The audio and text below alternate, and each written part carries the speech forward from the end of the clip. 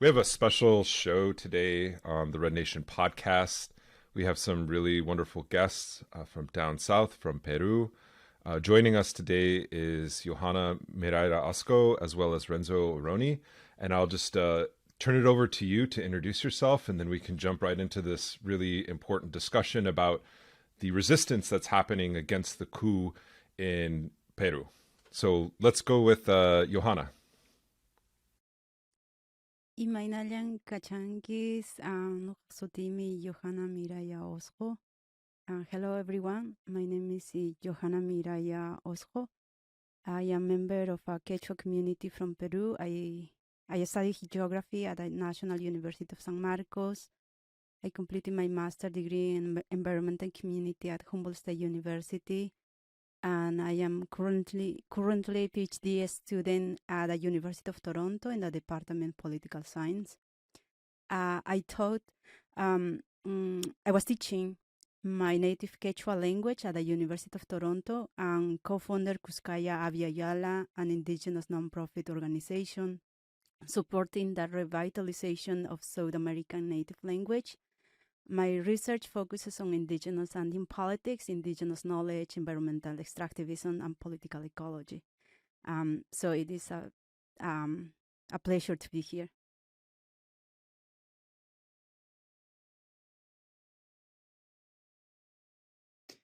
Thank you very much for having me. Imainayam, ayin yachu auhi panikuna, ayapayang runa masikuna, Peru suyupi, intiru mundo suyupi. My name is Renzo Aroni. I'm native Quechua speaker and historian from the southern highland Andes of Peru. And I'm currently a Mellon postdoctoral researcher and lecturer at the Columbia University in the city of New York, where I teach courses related to indigenous language revitalizations, politics of memory, human rights, revolution and counter-revolutions in Latin America. And I am also a Cuscaya member, a Cuscaya non-profit and non-academic organizations that works on indigenous language revitalizations, particularly the Quechua, our native languages. Well, thank you so much for joining us. And it's important to have these conversations, especially as the news that's coming from the South, and specifically the communities that are affected that you both come from. There isn't a lot of news media that's doing accurate reporting. Most of the things that we've learned have come from independent journalists or movement journalism, such as Kausachan News.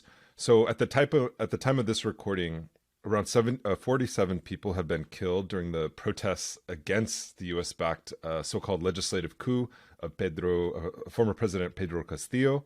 And the most recent killing, which was last Monday, claimed the lives of about 17 people in a place called Huiraca. I might be mispronouncing that. And many eyewitnesses described the violence as a massacre.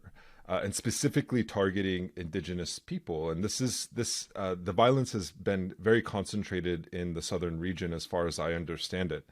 So describe to us what's happening on the ground and why is the violence concentrated specifically in this area?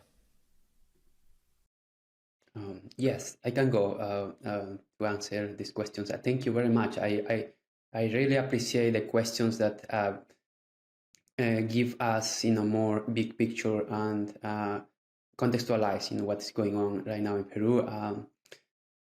So there has been for a while an increasing political, social, and economic crisis in Peru. There are multiple levels of this crisis, and I can mention some briefly to give you a context for the audience. The critical problem is our political volatility and instability because of the right-wing resistance, this right-wing sector's resistance to social reforms and progressive transformations. And this has been deteriorating in the last 5 years, adding to the terrible impact of the COVID-19 pandemic, which has been dramatic due to the collapse of the healthcare system And as a result, Peru has the highest mortality rate in the world caused by the COVID-19. And so the pandemic exposed the failure of 3 decades of the neoliberal economic system and the failure of the governments to remedy the popular demands for social justice to improve the quality of the healthcare system, access to the better education and equal distribution of wealth that mainly benefited the middle upper class and business elites. And this is the social and economic crisis that remains to improve. So yeah, and politically, Peru has also a kind of system that complicated the situations. Peru has this republic system that with independent executive and legislative branches, and during the last 5 years have been marked by constant clashes between the president and the right-wing controlled Congress. And the Congress has always been underhand of the vast majority of conservative, evangelical, and corporate business representatives, including the Fujimoristas, the party members of former 1990s dictator Alberto Fujimori, who is in prison now for committing human rights abuses during his regime, and her daughter Keiko Fujimori was running for the presidency 3 times and all lost during this last 10-15 years, 3 times. So in the last election on June 2021, Pedro Castillo, a rural indigenous teacher and union leader, defeated Keiko Fujimori. And since Castillo started his campaign and his tenure, Congress tried to remove him with 3 impeachments for corruption allegations. And on December 7, 2022, just more than half, Castillo attempted to dissolve Congress. However, in a dramatic maneuver, he failed, and supported by the military and the police, Castillo ended up being arrested and imprisoned. And Castillo's vice president, Dina Boluarte, became the first female president of the country and asked Castillo's opponents and supporters for tregua, means like a truce. And at that moment, a political alliance between Dina Boluarte and Castillo's oppositions had become clear. And Boluarte declared her intentions to complete her presidential term in 2026. And in the following days, just in weeks, protests rapidly emerged, particularly in the southern central Andes, the regions called Cusco, Ayacucho, Apurímac, and Puno, Tacna. This area is the vast, populated mainly by indigenous Quechua, Aymara people that voted mainly for Castillo. And since then, the government's repressions was brutal, that ended up with almost 50 civilians assassinated by the police and the army. And perhaps I should add also 2 massacres happening at the core of these regions, Ayacucho and Juliaca in Puno, in southern Aymara region, which is bordering with Bolivia. And Ayacucho, it's also, that's the region where I come from, where I grew up. And it was the epicenter of the 1980s, 1990s internal armed conflict between two guerrilla groups, the Shining Path and the MRTA guerrilla group, a small guerrilla group that fought at the same time of the Shining Path against the Peruvian state. And that civil war caused almost 70,000 people who died or disappeared, mainly Quechua speakers, according to the Peru's Truth and Reconciliation Commissions from 2001, 2003, the years that this commission worked and delivered its final report in 2003. So mentioned that that the majority of the victims were indigenous people, mainly Quechua speakers. And the epicenter of this conflict, mainly the most victims come from this region of Ayacucho.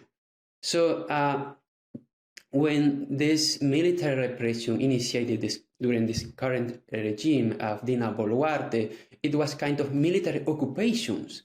When it was declared that the state of emergency, the military intervened to the city. It was kind of this traumatic experience for those people who survived this 20 years of civil war from 1980 to 2000, and now 20 years later, they are experiencing again this brutality, trauma, terror, and seeing how this military is shooting at the body of those protesters. So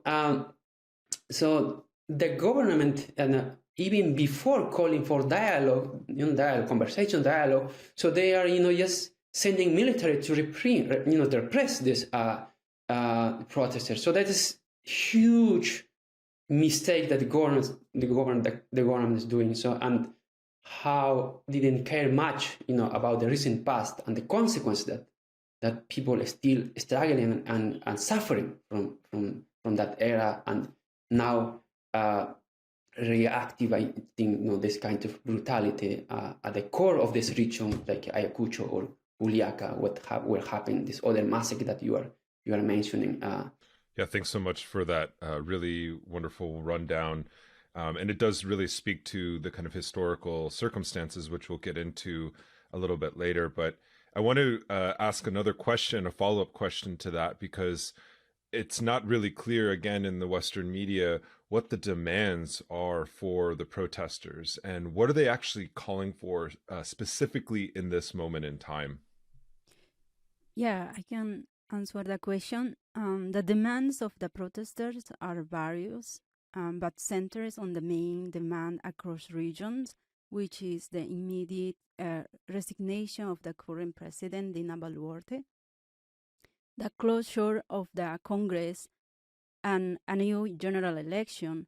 These demands include the installation of a constituent assembly, and other supporters of Castillo also ask for the release of the former President Castillo. The Peruvian mainstream media, many political elites of the right wing, seems to have convinced themselves that all the demands are not possible. In Peru, we have a presidential system in which typically the president leads an executive branch that is separate from the legislative branch in a system that uses separations of power. This means the president has the power to make any changes that are possible in the best interest of Peruvians and immediately find some solution for this crisis that is corroding institutions. But there is not the kind of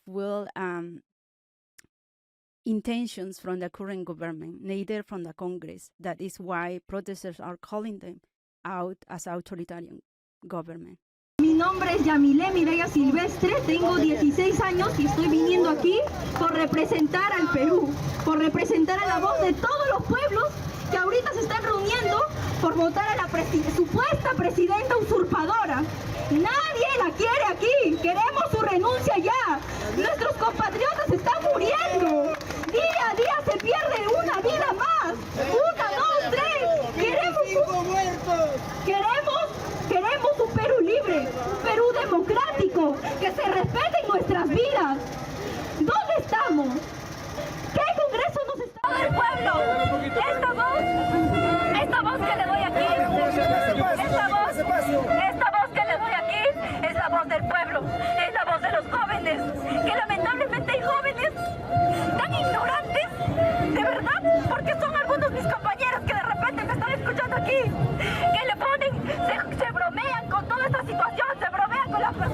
familiares día a día que dan su vida por nosotros, que están dando ahorita mismo.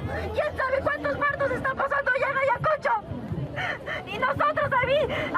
And just a follow-up question to that, because U.S. and Western media sources are reluctant to call the ousting of President Castillo a coup, even though many Latin American leaders, whether it's from Mexico, Bolivia,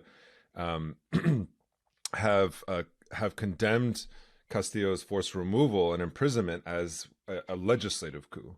So talk about how the right wing and the centrist government have tried to thwart or undermine Castillo's presidency from the very beginning, and why was his ouster in December considered a coup?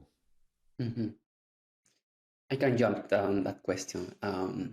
Yeah, the right-wing Congress has always tried to obstruct and remove the government that is against their economic and political interests. And we have been seeing that in the last maybe 15, 20 years in Peru. So they resist making constitutional reforms that provide better living conditions and opportunities for the historically marginalized sectors, mainly like indigenous people from the Andes, from the Amazon, Afro-Peruvians, popularly marginalized sectors in the urban centers like Lima. So since its inception, the Peruvian state has targeted these sectors with politics of abandonment and postponement of their demands because of the ethnic and racial discrimination and brutal repressions. And it has been for the 200 years of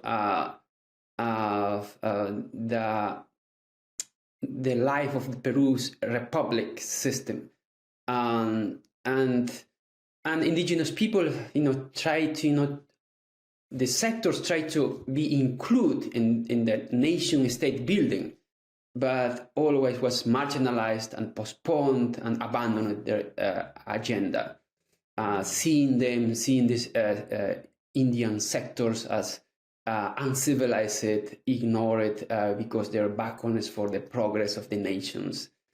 So that was the kind of dominant vision from Lima. Peru is a centralized country based in Lima, and from Lima has been seen like the rest of the country as this kind of other Peru, or not part of Peru.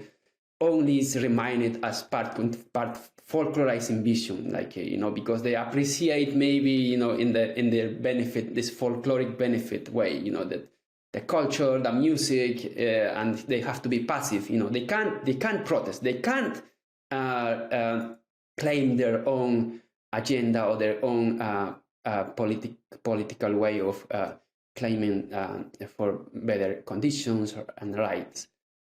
So this form of governance has dominated, this country's history since its independence from Spain as a new republic. And Castillo's elections represented that opportunity to have achieved historical justice, a possibility of change and hope.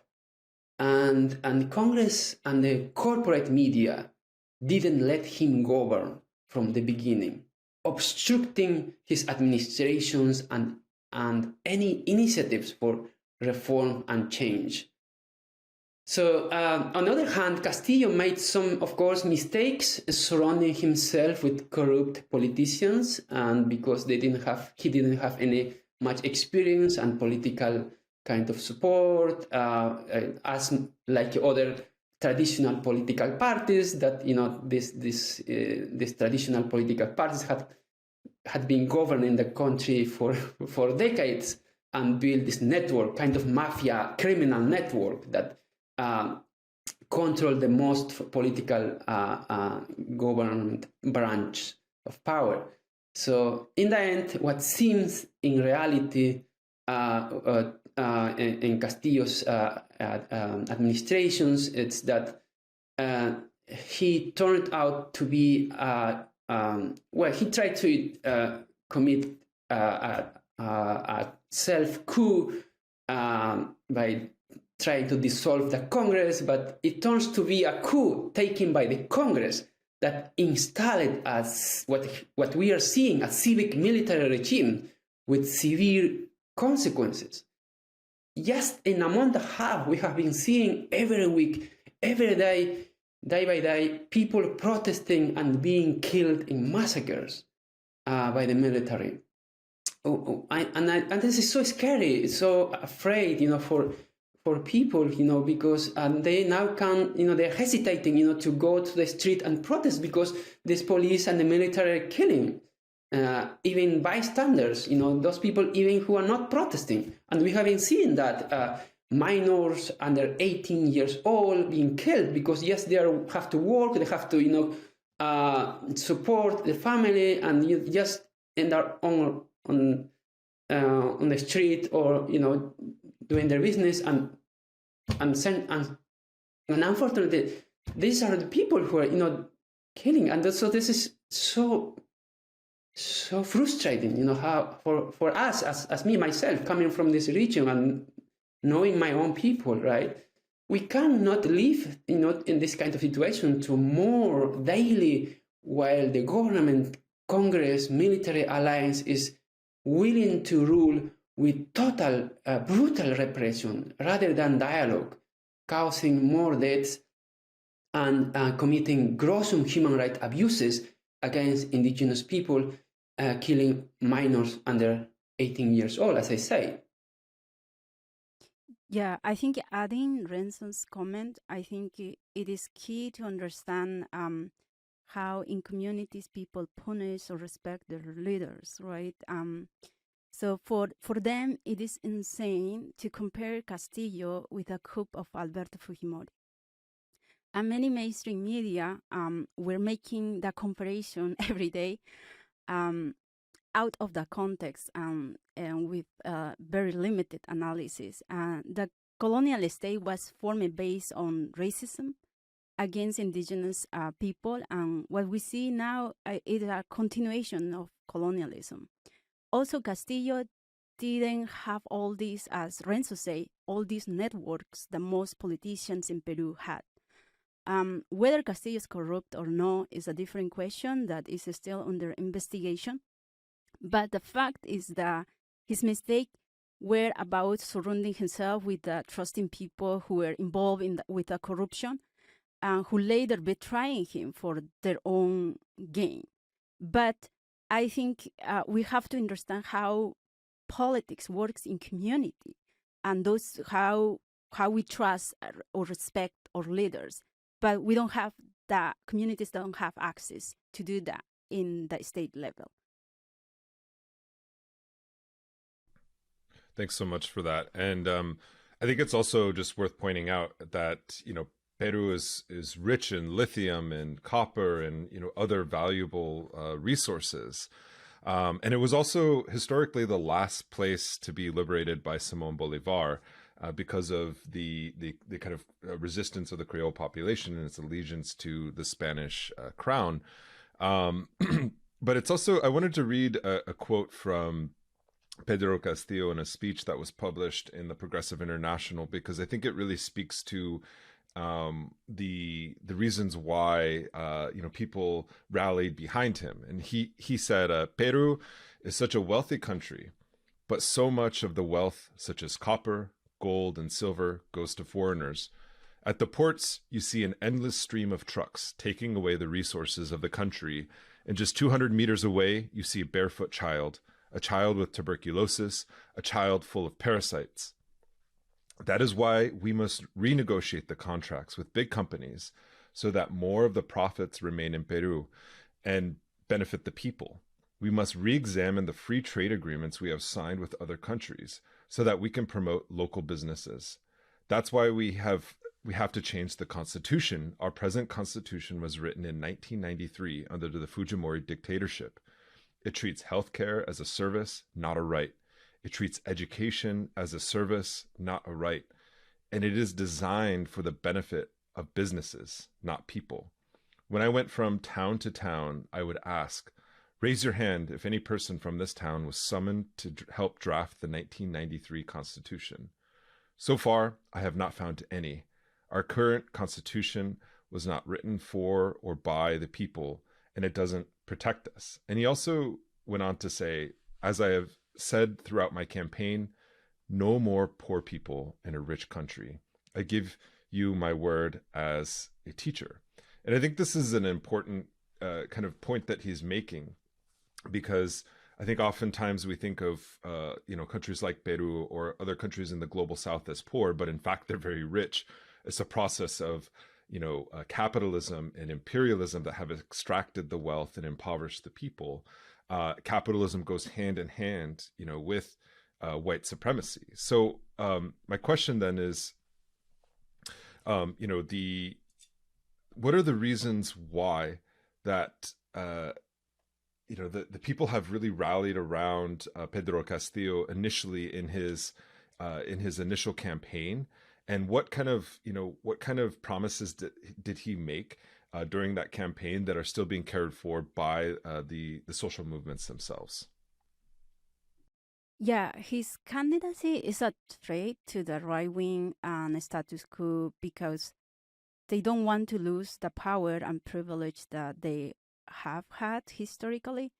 Castillo promised the second agrarian reform, installation of constituent assembly, but these were dangerous for the status quo. And just the fact that Castillo being in power, someone from a rural area, was already a big threat. There is still strong discriminations against people from rural areas, and there is a strong classism and racism that we can't deny.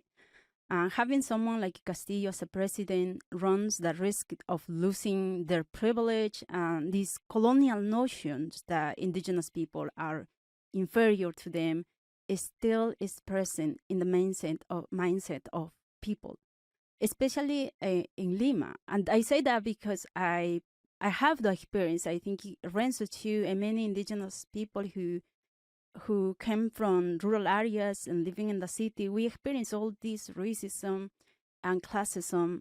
So we are not just inventing those things. So the irony is that this reality is that they discriminate about everything to make you feel that you are less than them. Perhaps Castillo faced different issues with articulating what he wanted to say, but as soon as he did, all the mainstream media disregarded in a negative way. For example, when he can use any populist idea to run to be president, like no one will be poor, and those questions are problematic, right? What means from community perspective poverty? What communities are asking? So those are different questions, but the fact is, every day Castillo was under the news, like how he speak, how he dress. So as soon as I think for me, my experience is as soon as you have the power to call them out, already is a threat for them. Also, many indigenous people face these discriminations where they often have to be silent for many reasons.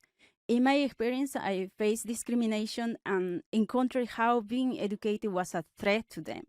Since I was 12 years old, I worked as a domestic worker for rich families in Lima, and I faced so much discrimination because of my accent or how I look. Many indigenous young women do not have any alternatives, so they have to end up working as a domestic workers, and many of them still face those kind of discriminations until today. There are good people who also help you and help me as well, and truly support me finishing, my high school. That is something that we are, trying to do when we move to the cities, because often in many communities we don't have high school. But most of people in Lima treat us as inferior, right? In the end, I always wonder, why is that, right? Why we all are humans, and And I think we have to find our commonalities. We have in common big problem that we need to work on collectively. Many indigenous communities are the most vulnerable, for example, to climate change. But the right wing in Peru simply don't care.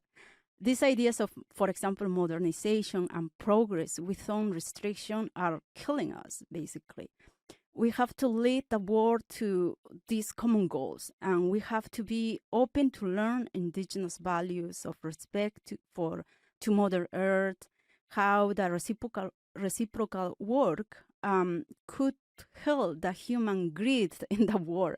I think that is the main problem that we are facing now, and I think we have to find our commonalities and try to focus in how we can solve it, and be also have this compassion and solidarity with indigenous communities that are facing, as Renzo explained, different forms of colonialism since the Spanish, civil war, now with the mining corporations, and now what happening with the state as well. So that's all I can say to this question. Maybe I can add about what you say about the constitutions. And it's right that the current constitution that we have, it was writing in the 1990, after the 1992 coup by Alberto Fujimori. So it's very much neoliberal constitutions in which indigenous people, the main marginalized sectors, didn't participate. And so there has been a debate, and it's still going on, and that's why Castillo also promised to change the constitutions, that we need a new social pact, new constitution that can be a plurinational, that can promote, that can guarantee a plurinational state in which different social sectors, ethnicities, and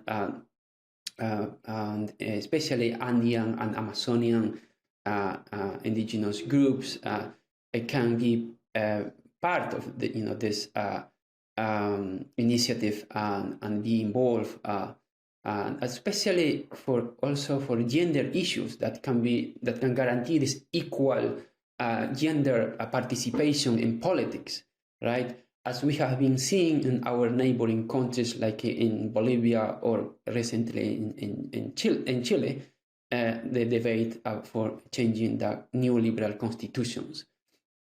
And of course, the reaction from the right-wing center sectors, and with the support of the corporate media, was to attack and deny and defend these neoliberal constitutions.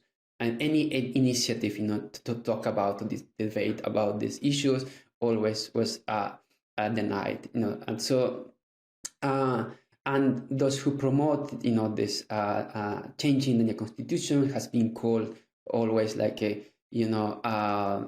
terrorist, like blaming, as labeling as terruco, which is a Peruvian label used to denigrate those considered to be sympathizers with Sendero Luminoso, the Shining Path guerrilla group.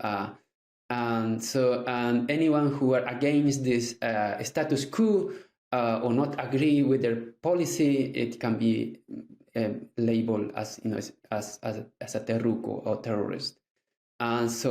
And Castillo himself, who promises this change and the new constitution, has been called terruco since he was campaigning, and even that Castillo reminded his supporters that he was far from being a guerrilla sympathizer, and having served as a leader of the so-called Ronda Campesina, the community self-defense forces that proliferated in the northern and central Peruvian Andes during the 1970s, and even before the emergence of the Shining Path movement.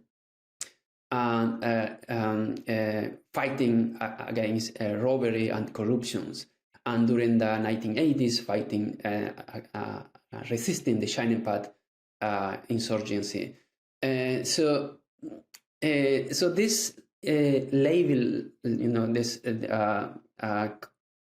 way of making politics, calling terrorists those who are against their power and interest. It's the way how they make politics today. So protesters become, of course, terrucos or terrorists. They were always creating this internal enemy, and the shadow of the Shining Path coming always to the present in order to create these justifications to continue governing by politics of repression and postponement, but not dialogue. Always repressing people who protest. Yeah, that's some really important historical context that both of you provided. And this kind of gets to the next question that I have, which is, Evo Morales was recently banned from Peru because of his stature and influence, specifically not just with indigenous movements, but also with this promise that you spoke to, Renzo, about the plurinationalism. And within Bolivia, within Ecuador, within the kind of neighboring countries of, around Peru, there are robust indigenous movements. And so what are the parallels and similarities between those movements? You talked a little bit about plurinationalism, but also what are the differences? Why, for example, haven't we seen the kind of political projects that we see in places like Ecuador or even Bolivia? There's been setbacks in both countries, but I don't know if either of you want to comment on that particular concern.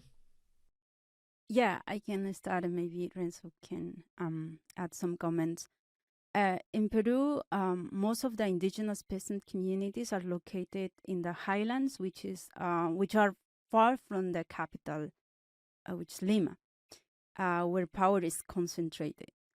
Historically, all indigenous communities across the Andes faced similar struggles during the colonial period that devastated many indigenous communities, the Spanish encroachment. But communities found and find their own way to resist colonialism. Still, they do until today. So, in the case of Bolivia and Ecuador, have a strong indigenous confederation, which was institutionalized and grounded on indigenous values. This indigenous institution play an important role in actively shaping national politics, which in case of Peru is different. The capital of Lima on the coast, and most of the people who live in the highlands, and also there are various indigenous organizations in the Amazon, and also the similar in the Andes, in the highlands. So they didn't have this consolidation as the main indigenous confederations from other neighboring countries such as Bolivia and Ecuador. Perhaps the reason is different. Depends of how colonialism devastated communities. But what we have to emphasize is these communities do resist in different ways. But also, as they have their territories, they organize and have their own form of politics through which they resist directly and indirectly. For example, in my community, we have our land.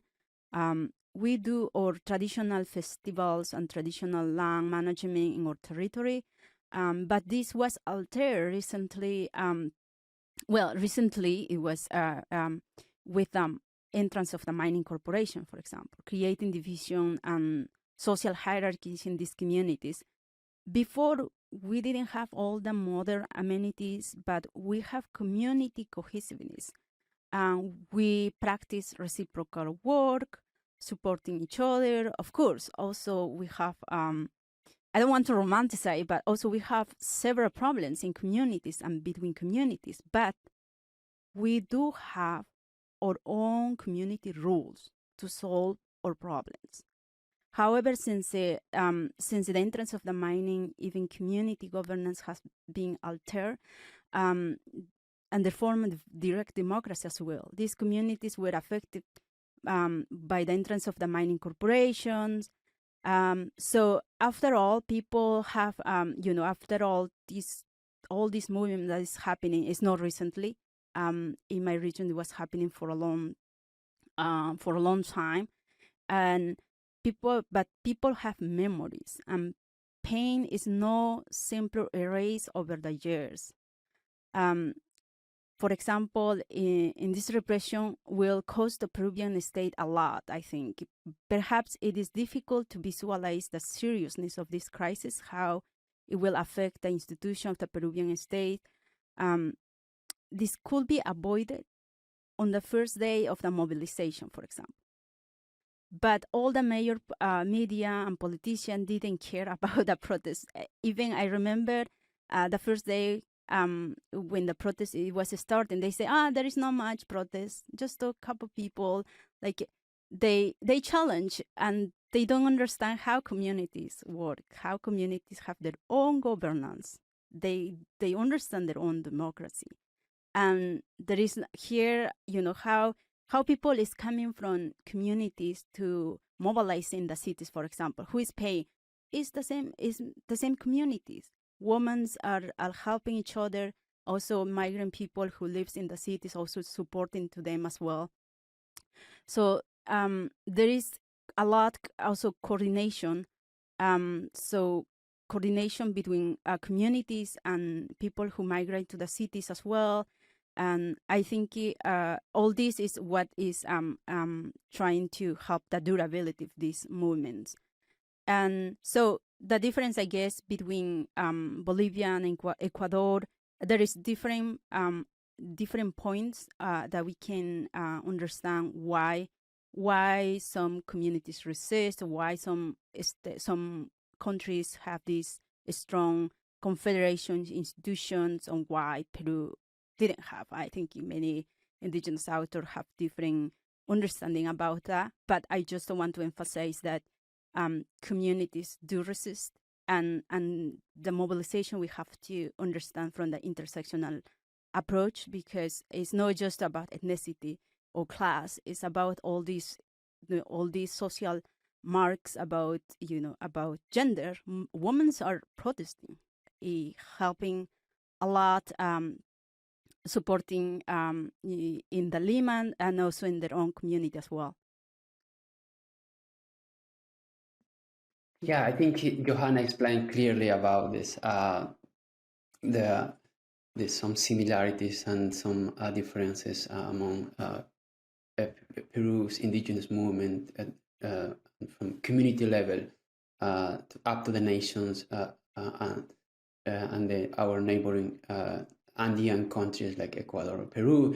And one thing that I might add, it's about the indigeneity and how these social movements in Peru always not has to be identified as an indigenous movement, and being indigenous can be problematic in Peru because it's this ongoing racism and colonial legacy of racial discriminations, ethnic exclusions, and violence.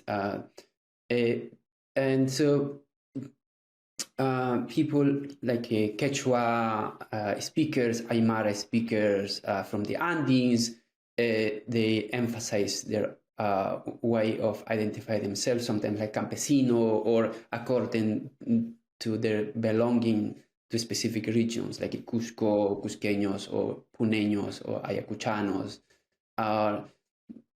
But there is going some change in the last maybe during this century, the beginning of the century, or since the late 1990s. People became more and more identified, especially indigenous young people, reclaiming their own indigeneity and their own legacy from their ancestors to reclaim their indigeneity in their own way, right? So in their own way of strategy of identity. Identity is not always homogeneous, right? Especially generationally. So, but I see people by identifying themselves like peasants or campesinos, for example, they continue practicing indigenous knowledge, indigenous cultural practices, and as Yojana mentioned, from their own communities, politics of way of democracy, for example, or values like reciprocity between among humans, runa, that's a human being, and non-human entities. These interrelations and codependency and reciprocity, between these different elements that live in a certain territory. But I see, this the indigenous peasants movement, the way how reclaim or make politics, searching justice and struggling for their inclusion in the state nations and be recognized, by the government, and according to the rights, that the constitutions recognize as supposedly to them, to be as citizens. But maybe the constitutions say that they all are citizens, but nobody enjoy the same way as other middle class or upper class sectors from urban areas, for example, especially Lima. So this unequal social inequality, so that the main problems also how as scholars call, this first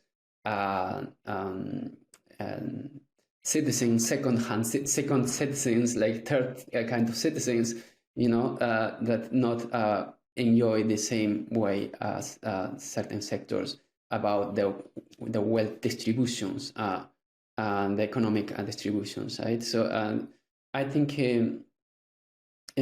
because this centuries of racism and colonial legacy that is still going on, like we see this violent repressions, it has been strong and brutal in Peru, maybe in comparison with our neighboring countries, in which indigenous organizations are very well organized and strong and resisted and against the state repressions and even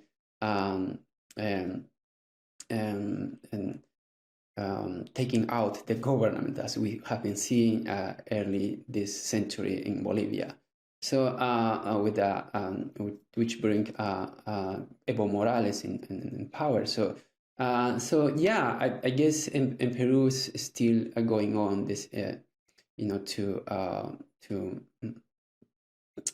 understand this internal tensions and differences, and that's still going on among Andean or Amazonian indigenous organizations. Although Amazon regions, different ethnic groups, they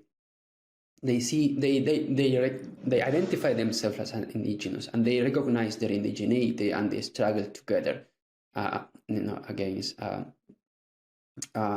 the state and corporate mining exploitations in their territories. So yeah, maybe that's something that I can add to what had Yojana said. Yeah, just to add in, I just came some also some ideas about, in the Andes, when we compare the Andes and the Amazon. Of course, the Andes struggles on when the Spanish with the Spanish encroachment, and also the Civil War. I think all these contexts would affect tremendously to these indigenous communities in the Andes, and the only way they find a way to survive, because all these external factors are impacting negatively these communities, the only way they can survive is managing their land and having their own politics. But those are altered by the now with the corporations, with the entrance, which is now we can see more indigenous communities trying to track each other between organizations from the Amazon and from the Andes. And what we see, what will happen in the future is that, right? And I think all these states, like countries such as Bolivia and Ecuador, has similar path. I think similar path is in different contexts. Obviously, will happen in Peru too. And it's just this context is different, and also the geographical location is not the same. As I explained, the capital city in Lima is very centralist and is in the coast. Many indigenous people is in the highlands, and so all these, I think, factors also influence.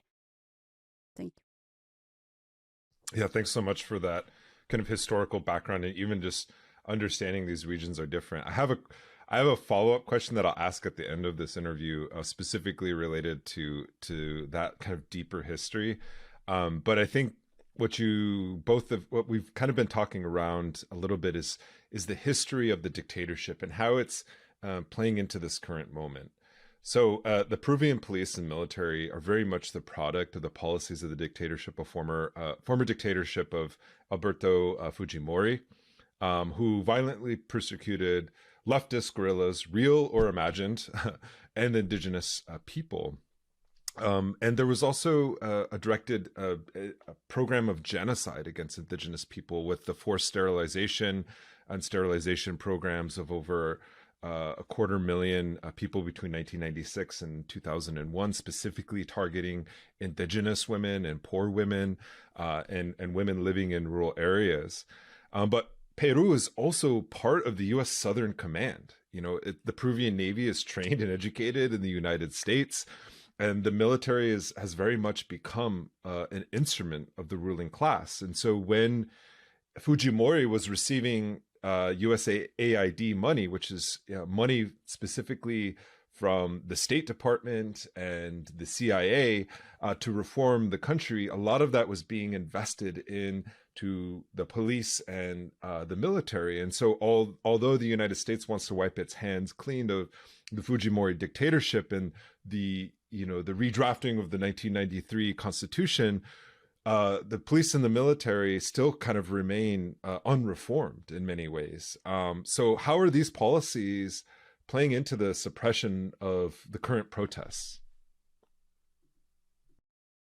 Yeah, as a historian, maybe I can go back, to explain a little bit the context from 1990s Fujimori's dictatorship. So since the Fujimori committed the self-coup in 1992 and initiated its authoritarian regimes, protests have been criminalized. Everyone who are opponent, to the government, opposed to the government, has been called terrorists. As I explained, the word terruco, this label of terruco, the terrorist, alleging, those who protest as or who are leftists or anyone suspicious, as terrorists and criminals related to the Shining Path. So the shadow of the Shining Path guerrilla group reappears again since then, up to the present, as a kind of justification, to link any demonstrations, manifestation with this organization of the Shining Path, whose actions, of course, were also bloody during the Civil War between 1980 and 2000. And so, yeah, but definitely a lot of human rights abuses have been committed by the Fujimori as well, Fujimori's regimes, including the forced sterilization that you mentioned against indigenous women. Supposedly, as this plan that called the planification, the family planifications, and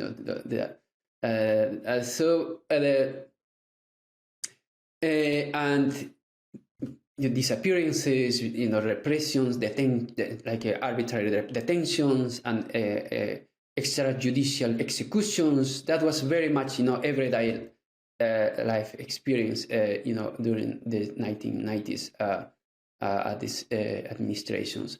And so we are seeing that today. Community leaders, grassroots organizations leaders has been surveilled and detained.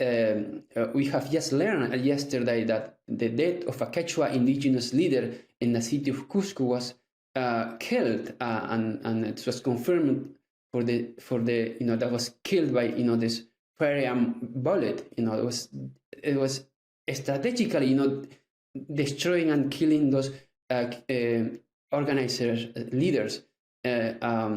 So this kind of military surveillance and practices, police surveillance, that has been seen, today as part of this civic military regime. And on the other hand, brutal military and police repressions against the civilian populations, it's another common practice of this repressive policy that we see present in the massive mobilization and massacres. For example, in Ayacucho, as I explained earlier, the epicenter of the civil war between the Shining Path guerrilla and the Peruvian government. So the military intervention on December 14 was like a terrifying and traumatic military occupation for the population that survived the conflict, the civil war. And we have been seeing the footage, and it's so brutal, with soldiers shooting directly at the bodies of the protesters. And yesterday and 2 days ago, in the city of Juliaca, the prosecutor verified the cause of the deaths of this almost, now it's going 19 or 18 people, and confirming that all the victims died from firearm bullets. And politicians and the military ordered, from Lima to kill, these indigenous protesters with total ethnic and racist disdain, which is the other component of the violence during these years of civil war of 1980s and 1990s, and what's going on today. So we have been seeing this kind of continuity, not only in the discourses of this the status quo, the elites, disdaining in the Andean indigenous sectors of the southern Peru, but at the same time, with these military repressions and taking actions, violent actions against protesters. And the Peru's top prosecutor has actually launched an inquiry into the current coup president, Dina Boluarte, and key government ministers over weeks of police violence, investigating their kind of role in that. But maybe you can speak a little bit more, Renzo or Yojana, about how Peru lost its power over its own natural resources during the Fujimori years. And the state, you've talked a lot about how the state instituted violence and the crackdown on so-called leftists and indigenous groups has helped usher in this kind of neoliberal constitution. So being accused of a terrorist or terrico, as you all have put it, therefore precludes you of having any rights whatsoever within the kind of Peruvian society. So can you talk a little bit about that history and specifically over the control of resources and how the neoliberalization process took place in Peru? Mm-hmm. Yeah, I can say a little bit about the policies of neoliberal economic system since the 1990s, when Fujimori imposed with, of course, under its authoritarian regimes. As what happened also in Chile, right? Neoliberalism was imposed by military regimes. This a strong man of Augusto Pinochet, right? And Peru was pretty much the same during the Fujimori's regime, and privatizing, state controlled administration. I mean, the state companies, but at the same time, this privatizing and inviting investors, this transnational investors, to sell, the resources, especially mining resources, and that benefit mainly as business elites and certain upper class families. But the vast majority of people were not part of this beneficial the income of these resources, and so and they resist, of course, but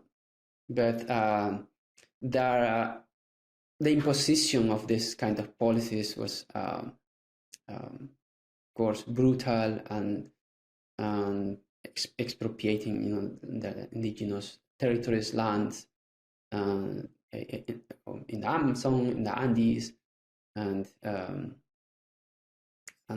contaminating, of course, the natural resources and the community's life, and the impact was so damaging the everyday life of people. I don't know, but maybe Yojana can add more this kind of at the community level, since you are working also on mining impact on communities and the indigenous community resistance to that. I think something that I can add what you're saying is Fujimori basically opened up the country to international corporations, and then I remember in my community, as I was explaining before, we didn't have electricity, obviously even the highway was barely to communities, but these communities maintain their traditional way to survive and manage the land. And when Fujimori opened up the country and the mining corporations arrived to this mainly indigenous land, supported by the state, obviously, and just communities didn't have, even in the first stage, we didn't have even the consulta previa, previous consult that you have to ask to communities before the exploration. But after the massacre that happened in the Amazon, there is now in 2012, we have to this consulta previa, and also this is problematic because they do want to incorporate, like intentionally, to indigenous communities, but peasants communities in different ways with different rules that benefit to the state. So that's why sometimes, like activists, I'm Quechua activist, so I have to say our community we have our own history, we have our own land, our own language. Whether the state create or manufacture those kind of labels about labeling communities as a peasant, as a Indios, beyond that, I think how we identify us is with our land, with our tradition. If I say I am from Calcauso, which is the name of my community, everyone, neighbor communities, everyone that know me, they already know what means that.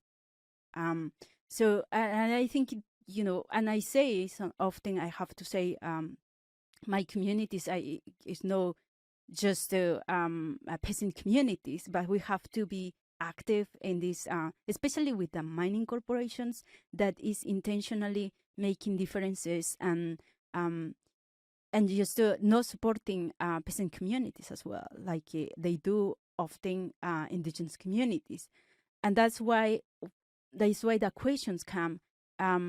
If people in communities still they identify as a peasant community because you know there's this historical aspect why these communities have to identify as a peasant, but they have their own, you know, they speak Quechua language, they have their own history, they have their own land, and they do their ceremonies.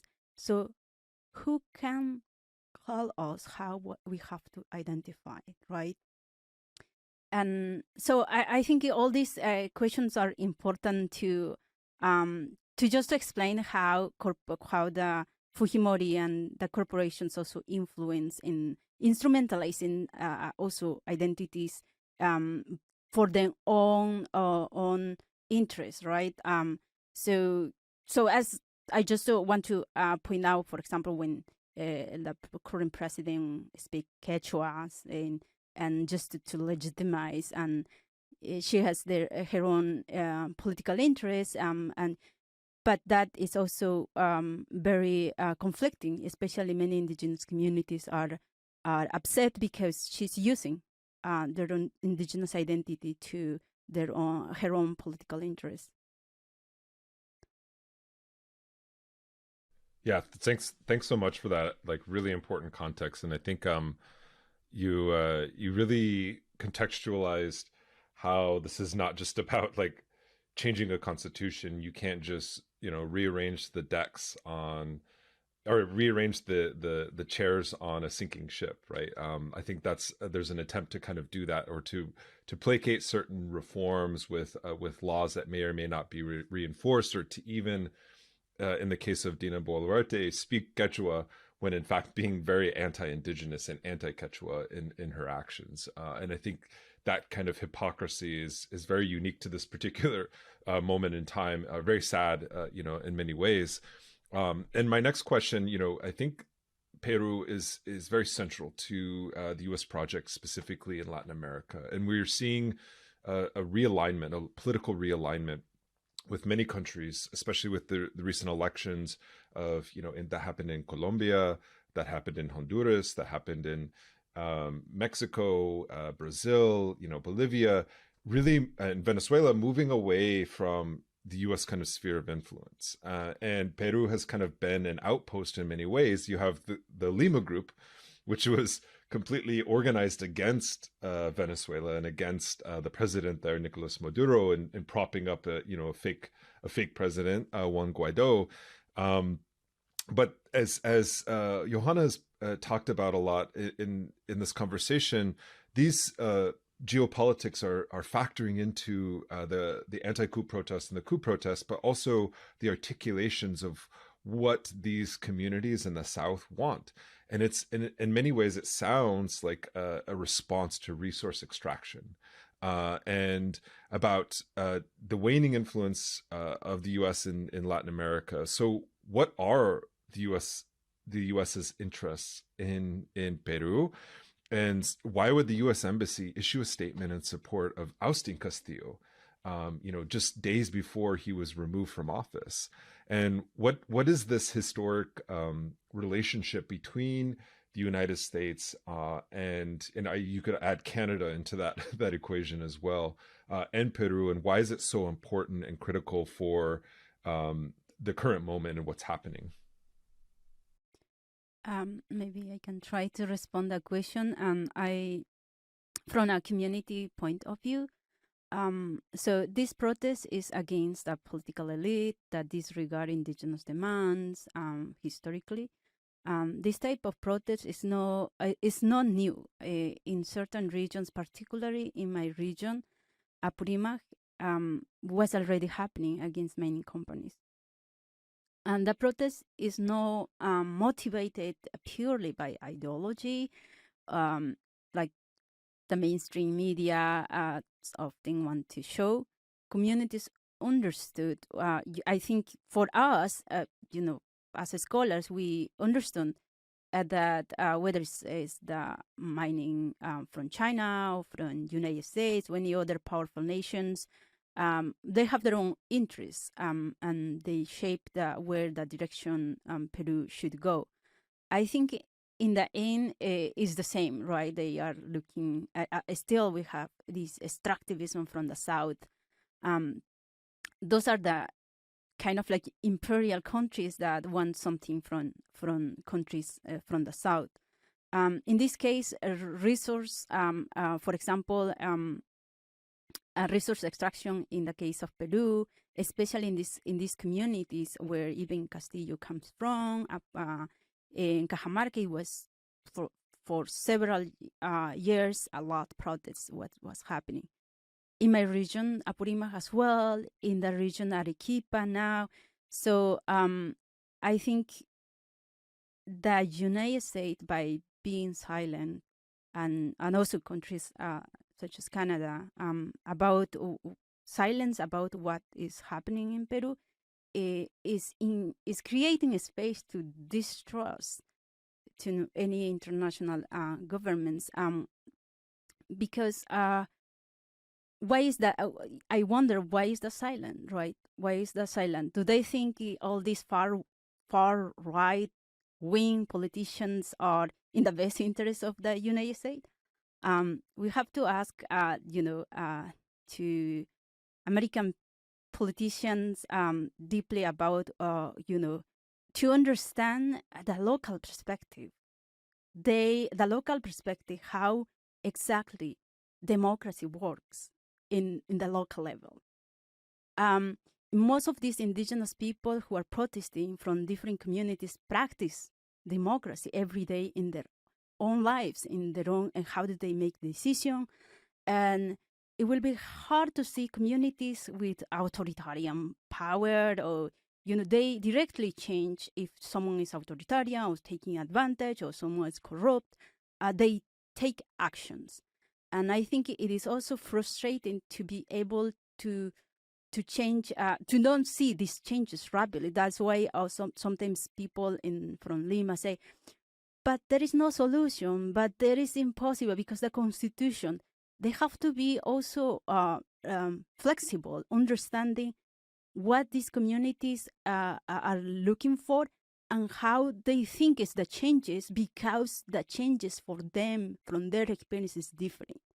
In my own community, if we can recognize if someone is corrupt, if someone is leading in her own interest or her or his own interest and not in the community interest. So we have punished and rules to solve the problem. The changes is rapidly. That's how direct democracy, perhaps it will be appropriate to analyze that.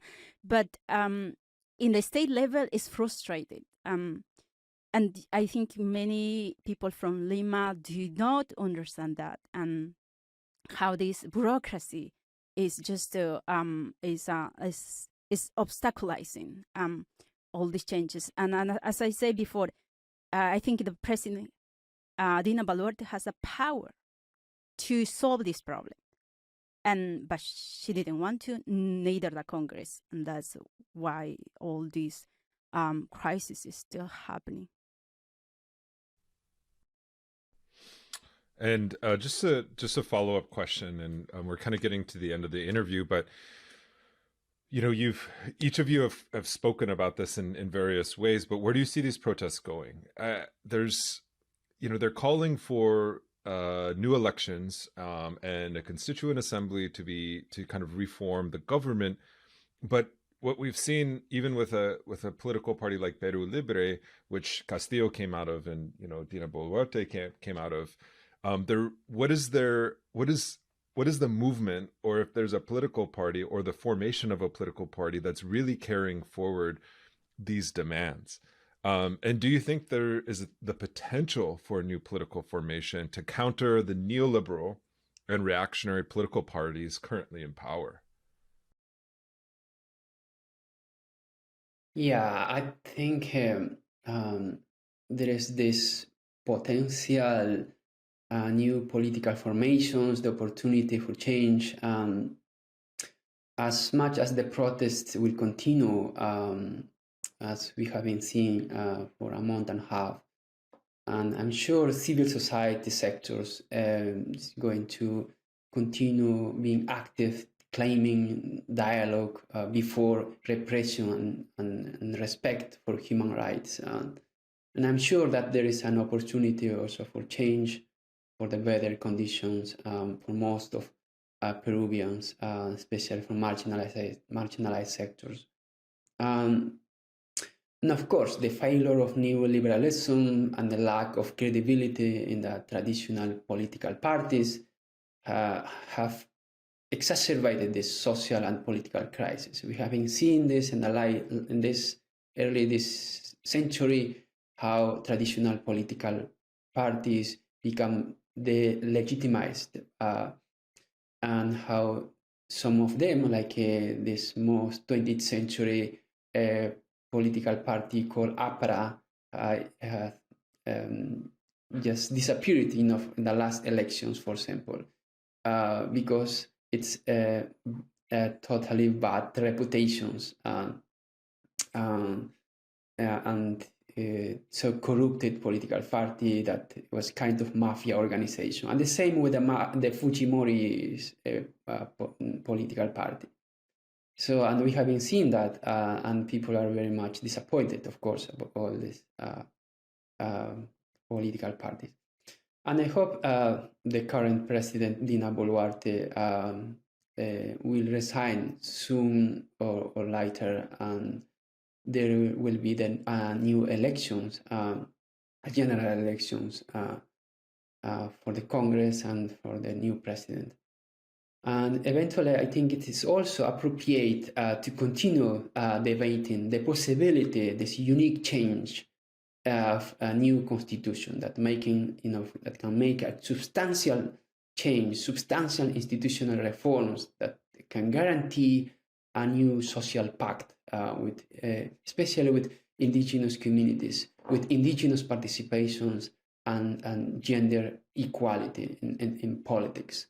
That is something we're missing in Peru and across Latin America, Latin American nations, and some even claim for building a plurinational state that respect indigenous rights and their non-human relatives. And we have seen that, in Bolivia, Ecuador, recently in Chile, and also in Central America, like in Guatemala. Indigenous leaders who are running also for presidency are bringing this platform, this political platform of new constitution, rewriting the constitution, a colonial constitution, changing the colonial constitution for more plurinational constitutions. And so people are very much expecting, this kind of opportunities and change, and they're resisting, the state violence and repressions at the same time, and hope things can get better soon in Peru. Yeah, something maybe I can add is, as Renzo say, I do think there is a potential for a new political formation if the protesters consolidate a serious political project based on indigenous values in which human and non-human relatives matters. What we see now is the death of people, especially indigenous people, does not matter to those in power. And they are normalizing this kind of atrocities. In communities, we value human life beyond race, class, ethnicities, or gender. For example, when someone dies in my community, the whole community is in grief. because we all are part of the community, and we see as a family member. And in a sense, we are family because we have in common or history or land or language or culture. So the massacres will stay in the memory of the people. It will be hard to unite, as a Peruvian, like if Lima wants again. There is a strong division and so much hate for indigenous people in Peru right now. Of course, there are people who are taking advantage of personal interests, political interests, and no collective interest necessarily.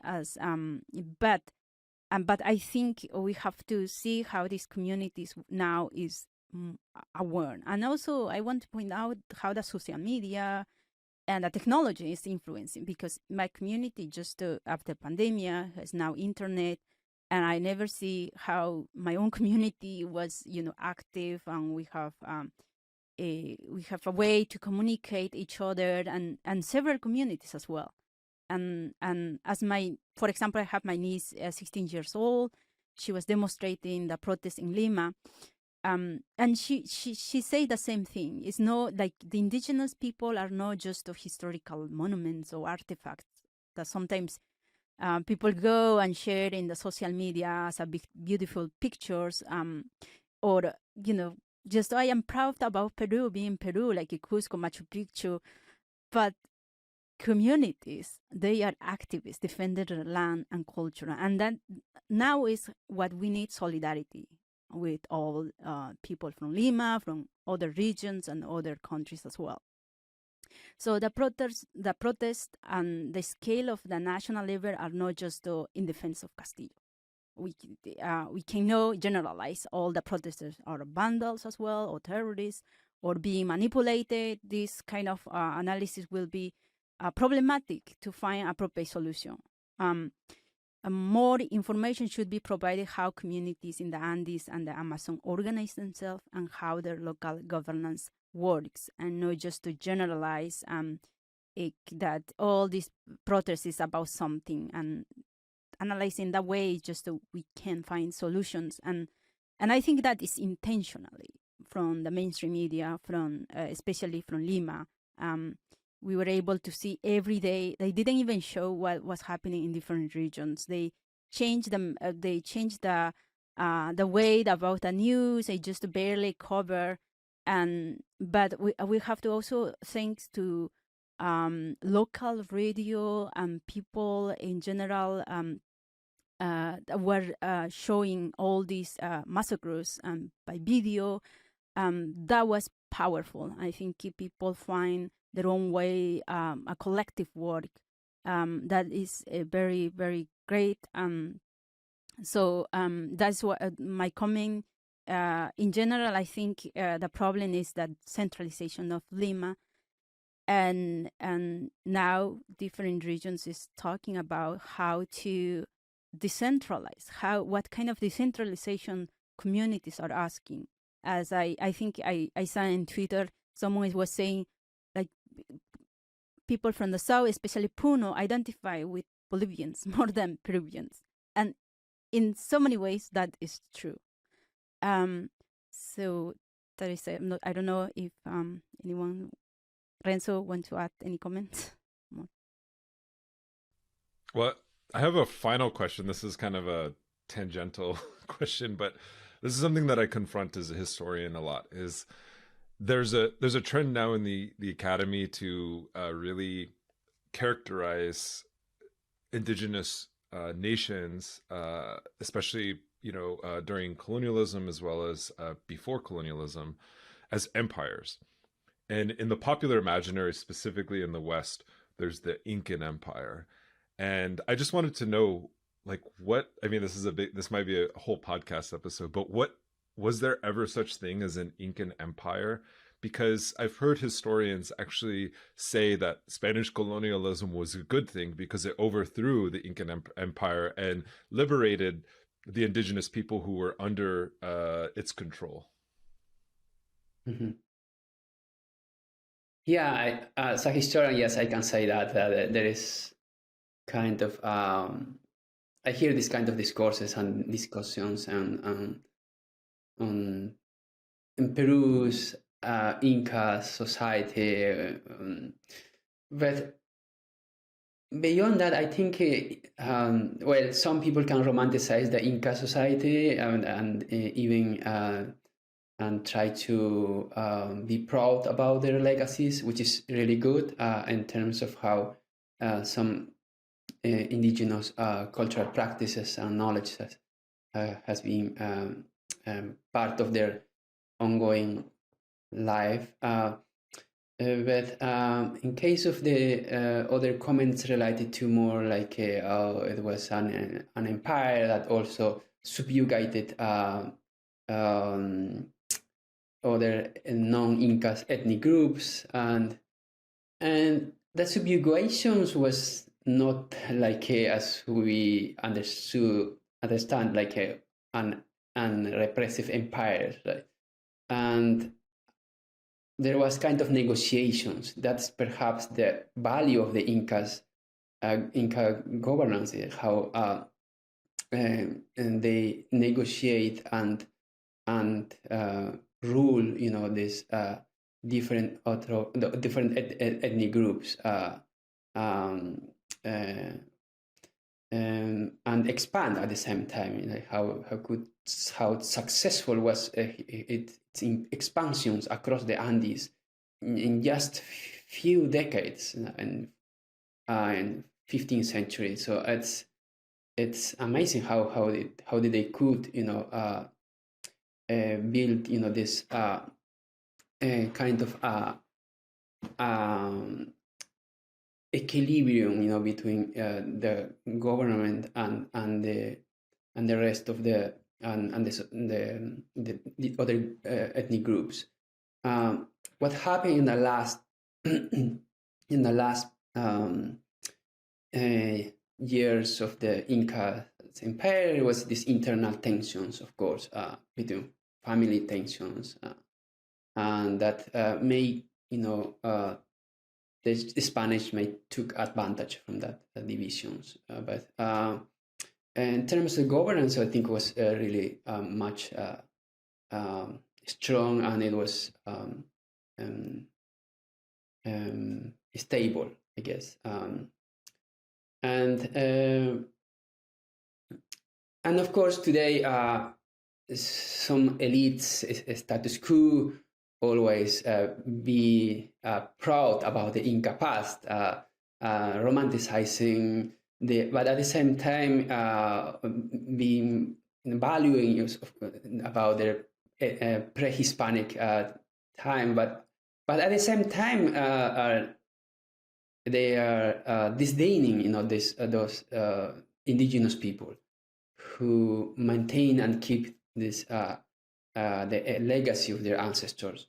They always, you know, treat it with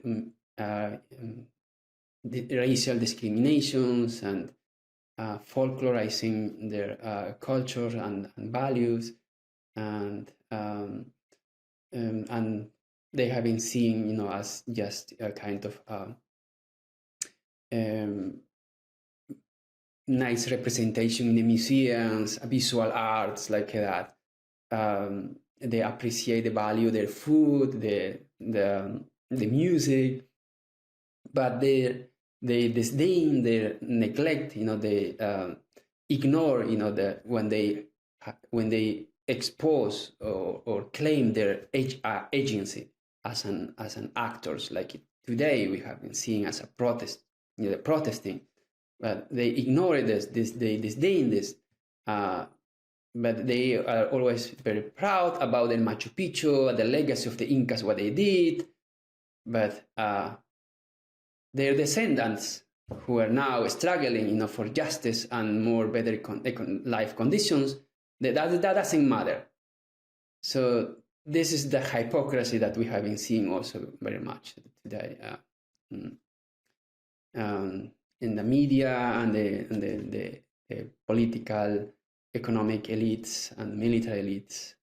And this is really so disappointed, of course.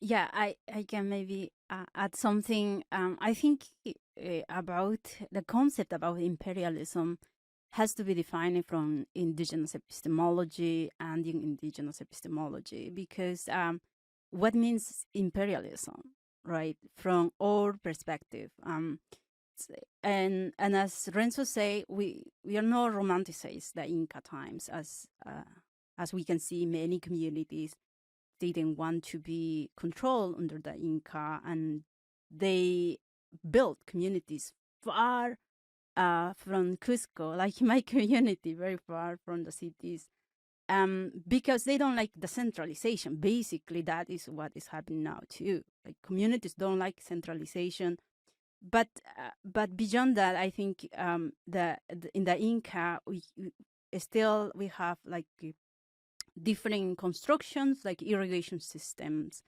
for example terrazas, like to do agriculture, and all this is still useful for many indigenous communities. They do, and they have still those rules they replicate in different communities. It's just so they don't want to be controlled. But also it is not right to also compare with imperialism, what happened in Europe, like slave, what kind of a slave that in Peru we have in Peru, right? I don't know. It's very difficult. It's very complicated to define, with just with a definition that what we understand about imperialism. But I think in communities still they have the rules of the Inca times. They replicate, and the ways how that they organize as well. And that also they learn that they don't like the control. That's why we have different communities in neighbor communities in different places, right?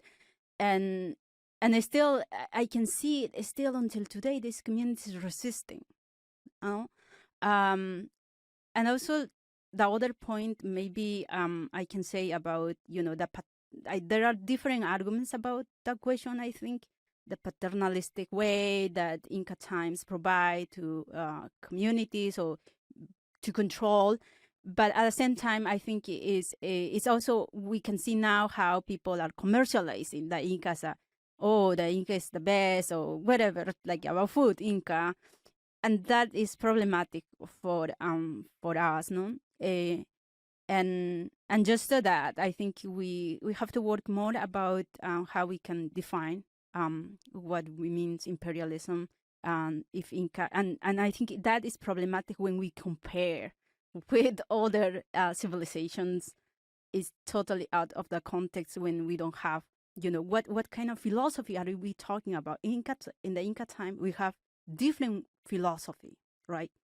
The looking the Mother Earth is like or relative, and those cosmovisions, and is embedding the people in very single communities, and part of that rule the Inca times incorporate those rules, the respect to the Pachamama and the reciprocal work, and all these notions that still communities practice. And I think communities like in my community, they use those kind of rules that they don't want to be controlled by the Inca times, and they live far from the from Cusco, and they live in islands in different communities.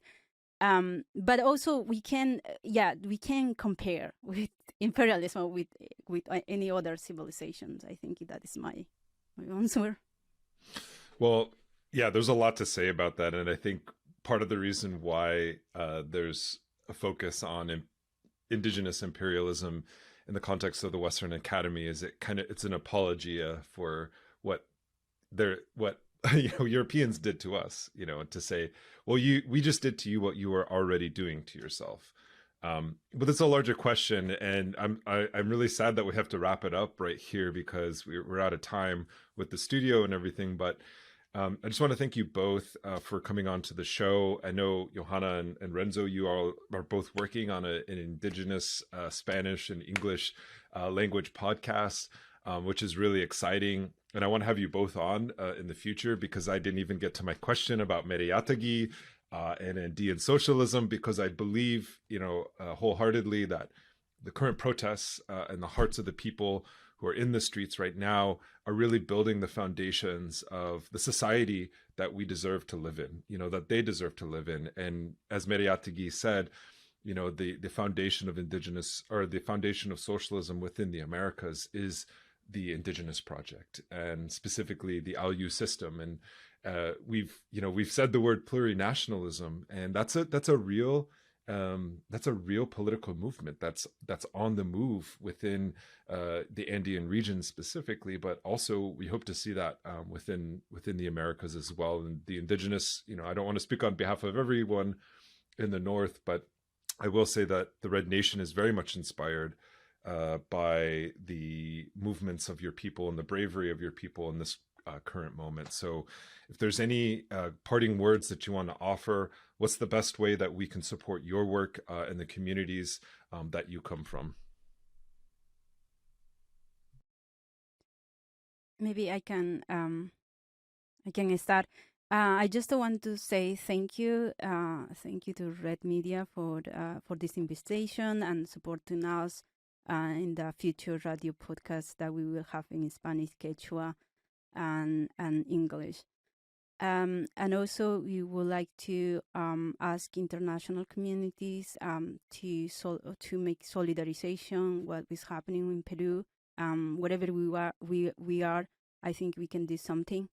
And also, I think all these comments that I provide here, perhaps we will have so many academics agree or don't agree, whatever. But I think for me, and I think it's similar for Renzo too, we came from communities, and what matters to us is our own community.